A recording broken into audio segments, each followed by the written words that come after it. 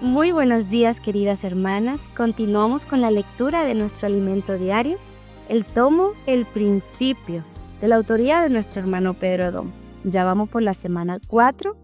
El título de esta semana es El inicio de la restauración de la tierra, basado en Génesis 1, del 2 al 8. Amén. Ya vamos por el día miércoles. Y leer con oración dice así: con él estaba yo ordenándolo todo, y era su delicia de día en día, teniendo solaz delante de él en todo tiempo.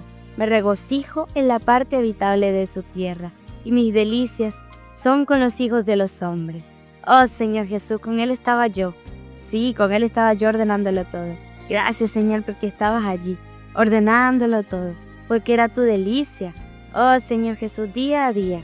Oh Señor Jesús, teniendo solaz delante de él en todo tiempo. Gracias, Señor, porque te regocijas en esta parte habitable. Oh Señor Jesús, y tus delicias son con los hijos de los hombres. Gracias porque nos ves. Señor, tú tienes esa delicia con nosotros. Gracias, Señor, porque nos consideraste desde el principio. Oh Señor Jesús. Amén. El título del día es Creados para cumplir el buen placer de Dios. Dios creó todas las cosas según el designio de su voluntad. Para ello necesitaba poder y sabiduría. Pablo les dijo a los corintios que Cristo es el poder y la sabiduría de Dios. 1 Corintios 1:24. En Proverbios leemos: yo, la sabiduría, convivo con la cordura. En mí se hallan el conocimiento y el consejo. La sabiduría aquí es Cristo, el Hijo de Dios. La sabiduría y la cordura o prudencia son importantes para la obra de Dios, una para la creación, la otra para la ejecución. La creatividad, el plan de lo que será creado, proviene de la sabiduría, pero para hacer realidad la idea de la creación es necesaria la prudencia. Se crea con sabiduría, se ejecuta con prudencia. Cristo, como la sabiduría de Dios, habita con la prudencia que posee conocimiento y consejo. Dios es su propio consejero. Isaías 9:6. Quizás nunca hayamos notado que la sabiduría y la prudencia van de la mano. Pablo mencionó esto a los efesios, que hizo sobreabundar para con nosotros en toda sabiduría y prudencia. Efesios 1:8. Así podemos ver que en la creación Cristo fue el arquitecto del Padre, quien dispuso todas las cosas según su beneplácito, el deseo del corazón del Padre. Yo estaba entonces junto a él como arquitecto y era su delicia de día en día, regocijándome en todo tiempo en su presencia. Proverbios 8:30. Este versículo muestra cómo era la relación entre el Padre y el Hijo en la eternidad antes de la creación. Antes teníamos la idea errónea de que Dios estaba solo y que por eso creó al hombre, pero este versículo muestra que el Hijo era su deleite, regocijándose siempre en su presencia. El Padre y el Hijo vivían felices. Dios no es solitario, Él es completo y perfecto en sí mismo. Por su misericordia, eligió crear al hombre para que también pudiera compartir esta relación. Somos bienaventurados.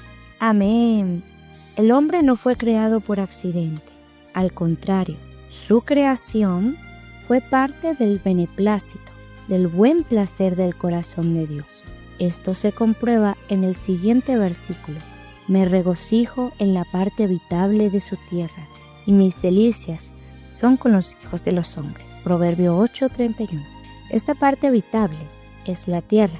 El hombre ya formaba parte del plan que el Hijo había trazado según el designio de la voluntad del Padre, para cumplir su beneplácito. Cristo, el Hijo, además de ser la sabiduría de Dios, es también la palabra. Juan 1, del 1 al 2. Él estaba con Dios en el principio. ¿Por qué esto es tan importante? Porque el Espíritu de Dios se movía sobre las aguas, listo para restaurar la tierra, pero solo actuó cuando Dios habló. El Espíritu necesita la voz de comando que proviene de la palabra de Dios para llevar a cabo su voluntad con poder. El Hijo que es la sabiduría y la palabra, es también la imagen del Dios invisible, el primogénito de toda la creación. Colosenses 1:15. Nadie ha visto a Dios ni lo verá jamás, porque su imagen se revela solo a través del Hijo. Él es el primogénito de toda la creación, es decir, fue el primero de toda la creación. Quizás usted se pregunte, Jesús fue concebido con el Espíritu Santo en el vientre de María hace unos 2000 años. Entonces, ¿cómo es posible que sea el primogénito de toda la creación? La epístola a los Hebreos nos muestra que cuando Jesús murió y resucitó, logrando la redención eterna, se ofreció a sí mismo y su obra a Dios para el cumplimiento de su voluntad, mediante el Espíritu Eterno. 9, del 11 al 14. El Espíritu Eterno está presentado por los anillos del arca del pacto. Los levitas pasaban una vara por los anillos del arca para poder transportarla sin tocarla. Entonces, estos anillos representan el Espíritu Eterno, porque un anillo es un círculo sin principio ni fin. En una línea recta se pueden colocar dos puntos y decir que uno precede al otro, pero no se puede hacer eso en un círculo. Este es el efecto de la eternidad. Cuando Cristo se ofreció a sí mismo y su obra a Dios mediante el Espíritu Eterno, toda su obra, incluyendo su encarnación, muerte y resurrección, fue lanzada a la eternidad. Por eso, en Apocalipsis, a Cristo se le llama el Cordero que fue inmolado desde el principio del mundo. 13, versículo 8. Lucifer creía que Dios, como creador, no podía conocer a la criatura. Sin embargo, mediante el Espíritu Eterno, Dios ya había experimentado la vida humana de Cristo. La eternidad no tiene principio ni fin. Por lo tanto, al ofrecerse a sí mismo y su obra a Dios mediante el Espíritu Eterno, todo lo que Cristo experimentó no fue meramente temporal, sino que se proyectó hacia la eternidad, sin principio ni fin. Por esta razón, Dios ya conocía a la humanidad desde la eternidad, antes de la creación. Por eso, también Pablo dijo que Cristo es el primogénito de la creación antes de todas las cosas. Colosenses 1, del 15 al 17. En el universo, todo lo visible se originó en Dios y llegó a existir por medio de la palabra de Dios, que es Cristo. Por la fe entendemos haber sido constituido el universo por la palabra de Dios, de modo que lo que se ve fue hecho de lo que no se veía. Hechos 11:3. Para Dios todo es muy sencillo. No necesito construir una fábrica para producir montañas, valles, ríos, lagos y seres vivos. Cuando Dios quiere simplemente habla y las cosas llegan a existir. Salmo 33:9.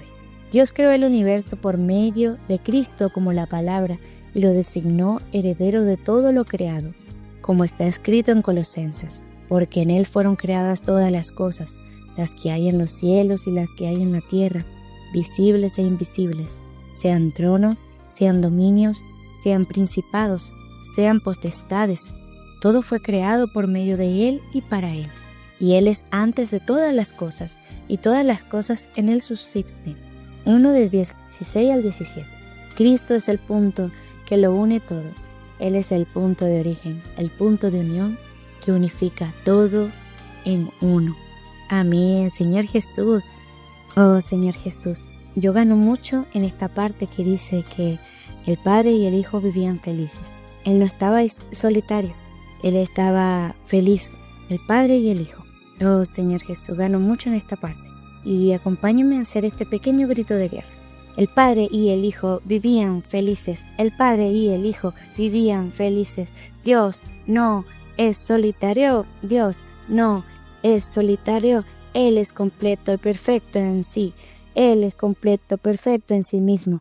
Él es completo y perfecto en sí mismo. Por su misericordia eligió crear al hombre. Por su misericordia eligió crear al hombre. Somos bienaventurados. Somos bienaventuradas.